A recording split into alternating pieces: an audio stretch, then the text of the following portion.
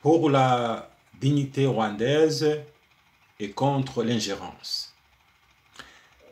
Nous avons appris récemment qu'un groupe de parlementaires britanniques ont écrit au gouvernement rwandais demandant la mise en liberté de 2 personnes détenues et encore jugées par notre juridiction. Chacun peut apprécier cette pitié d'outre-mer, mais ne doit pas manquer à condamner l'ingérence de ces parlementaires en tant qu'institution étrangère dans la conduite des affaires internes du Rwanda, notre pays. La culture de recourir à l'Occident et à ce qu'on appelle communauté internationale existe encore dans certains pays africains, mais elle n'a jamais existé au Rwanda. Les colonisateurs ont trouvé sur place une organisation politique respectable.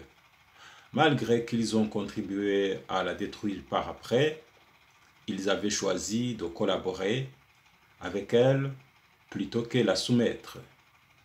Aujourd'hui, le principe de reconstruire cette dignité caractérise profondément l'identité rwandaise et le style de notre coopération internationale. La dignité est l'une des beaux projets du gouvernement que nous pouvons soutenir tous sans embâche. Dans ces conditions, j'invite tous les Rwandais à se préoccuper des problèmes des concitoyens, y compris les cas d'injustices éventuelles.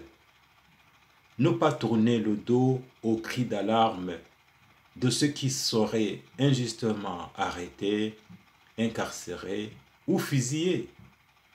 C'est de cette façon que notre dignité aura la valeur et que nous maintiendrons notre positionnement en tête d'une Afrique respectueuse.